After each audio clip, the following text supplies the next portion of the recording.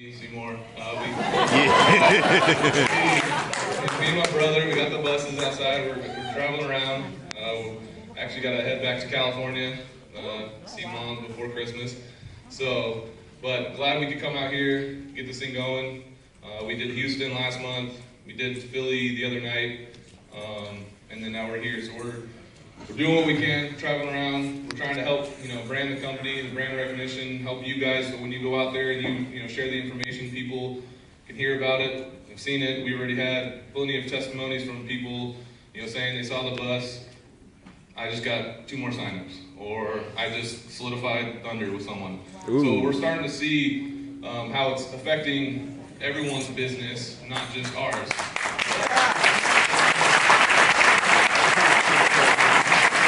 Here comes Jason.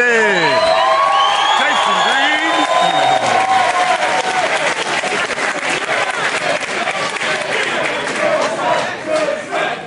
Let's go, Jason. Jason Green. So just like me, we just like to do what we want to do and just live our life and have fun, but at the same time, we do everything that everyone's been saying, right? We've been persistent. We didn't quit. We've been a product of the product. We go out there, we build relationships. We build it with integrity and honesty. We try to do things the right way because, especially in the position that I'm in now, I didn't go out to do that. I didn't try to make it happen. It just kind of happened. But at the same time, so now I understand, I'm in a little different, position than I normally would have been in. So with that privilege of being in that position, I figured what better to do than have some fun, do what we want to do as brothers, which is just go live life and travel the country. But this time, maybe let's, do a little business as well. So that's why we went the bus route and stuff. So hopefully, and help you guys. But yeah, so that's enough of that. Most of you guys know the story. You've seen the videos. You do all that. Typical story like everyone else, right? The reason why we get in this industry is because your previous life isn't what you probably wanted it to be, so you're looking for a change and you're trying to make something happen. So go out there and do that and make it happen. But I'm not wasting more time. So if anyone has any questions, making sure they're appropriate, feel free, ask me whatever. So yeah, just raise your hand and we'll just start calling.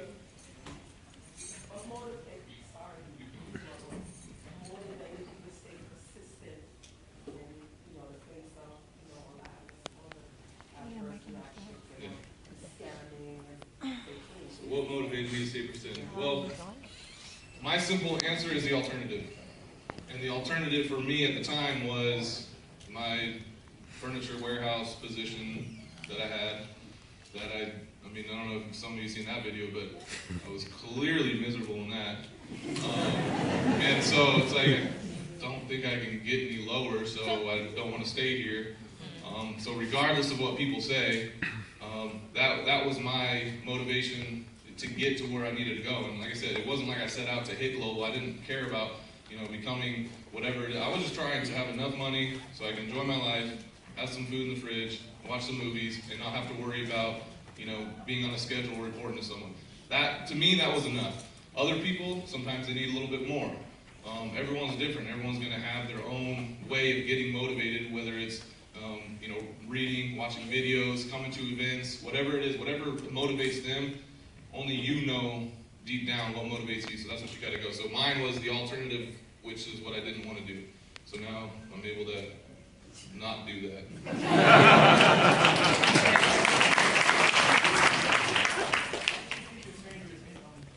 How did I pique the stranger's interest? The beard helps. The bus helps, but no, before the beard. Really, it was more, I didn't set out, and Julian made a good point. Like, you never know who's going to be what, right? So don't overlook anyone. You never know who's going to be that next leader for you. But at the same time, I went the route of, instead of looking at it like, ooh, prospect, it was more just, who are you? Build that relationship with them. I never led with business first. That was just my personal choice. Other people have different methods. It works for them. My personal choice was to lead with just be interested in them, deflect all the questions about me right back to them, basically be just nonchalant about their questions and then just keep the attention on them. And that's what I did. And so I got to the point where I started realizing if I showed interest in people, at some point they're going to get kind of pissed off that I'm not answering their questions and finally be like, okay, enough about me, what about you? And then now I'm in the driver's seat. So now their attention is on me, so now whatever I have to tell them, they're going to be listening and ears open rather than me trying to come at them right away and start talking business, and they don't even know what the heck One Life is or finances, or they don't even know what taxes are. They probably don't pay it. So it was more just get the interest on them until they get to a point where there's either they don't want to answer any more questions, so they want information from you, or I made them mad enough to where they just go away and I don't talk again. So, but again, you never know. I don't try to ignore people. I want to build a relationship with them first, because if I'm going to do business with someone, I want to make sure that I have that good quality person like Julian and others were talking about, that they're going to be in it for the right reasons. Yeah, hold on. Let's bring the other one up. Greg! If you are recording via mobile, via your phone, quick little tip. Oh, Lord. If you're recording like this, turn the phone. Pause it, start over, turn the phone so that way you can see the whole room. So when you're sharing this with people, they can see the whole room. Right. Instead of just the all the way down. So, just a quick little tip. It helps the hits better. Thank you. Give it up for Greg. Thank you, Greg. Man. All right, let's get some more questions. Yeah, my name is John. I came down from Lake George, New York. Okay. I run an RV resort. It's got 750 sites, and I want to do business with you guys. I want you to come here. I want you to see what we have. I'd like you to give us your opinion, and I want to sell our customers One Life.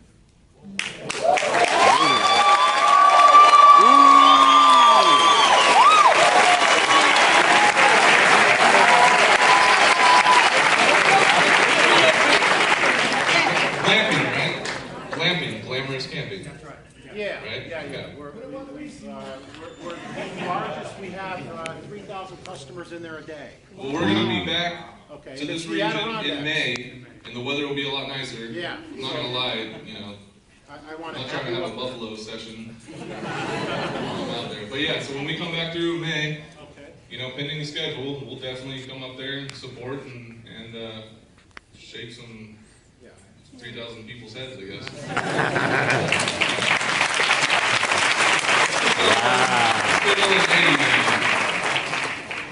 They always got the right questions to ask. That's right.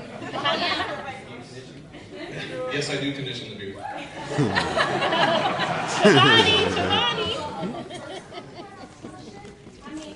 So I could not answer it if I know. You're very fortunate to have, your brother right alongside and rocking this with you to the top, But what would you tell people who have, unsupported family members, spouses?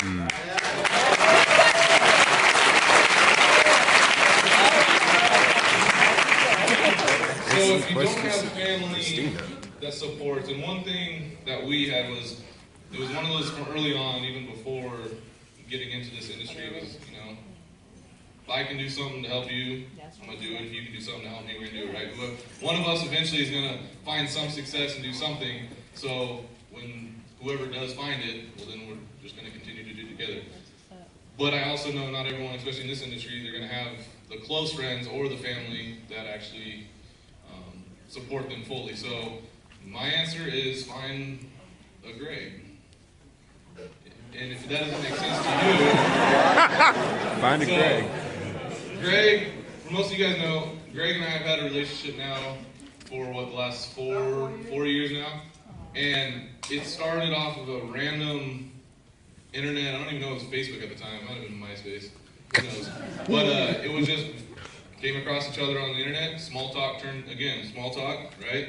Not really about anything special, it just turned into random talk, and eventually got to the point where he had the same outlook on life and business, I had the same outlook on life and business, but the difference was he was a kid from New York and I'm a kid from, California, completely different backgrounds, different, way of growing up and everything, but our outlook on business, our outlook on life was the same. And so once we kind of realized that, we built that relationship, and then we just decided, basically lock arms and go. So if you don't have family that's supportive, find someone else, because there's someone else out there that's going to be exactly like you. Find someone else out there, lock arms. It's always easier when you're working with someone close, right? You also have that support system. So if it's not family, go out and find someone. And like I always say, there's someone out there exactly like you. And it's just finding someone. It doesn't have to necessarily be how it looks like you or acts like you, but it's in the mindset. And if they have the same mindset, you guys can team up and make it happen. I mean, you got guys like Julian and Kyle.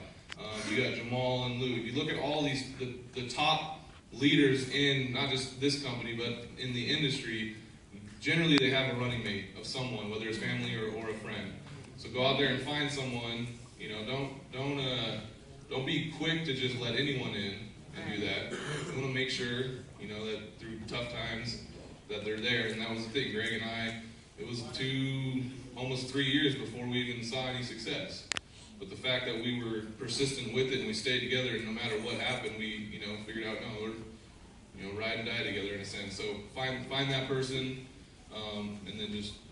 Seemore, on top of that too as well, like tell them exactly what it's like to find like selflessness, like selfless leaders. Like so, Jason, for example, took himself to take you up, right? For example, Yeah. And what did you guys do? And Jason, what did you do to step back for somebody in your family to create that success story?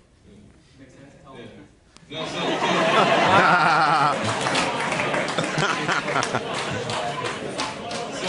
so the first time I met Kyle. Oh. Let me figure out how I can say this nicely. So Kyle is a very energetic young man. He's not short on words. So the first time I met him was actually in the conference 2 years ago in Utah. And we were there with myself and Todd, and we were doing the recognition, and we actually got our mom involved in this. And it just so happened that she saw some success. And when we were up there, we decided to go accept the award for her. And we were walking off stage, all of a sudden I see this kid down there like, that's your mom? You guys did that for your mom? And it was like, yeah? Like, is that a bad thing? So what it ended up being was the fact that we got together and we started talking about it, and when we were building the business, we saw a huge growth in my mom's organization. And so at the time, coming from Todd and stuff, it was like, hey, let's focus on her. Let's get her going, because what we're doing, we're actually doing this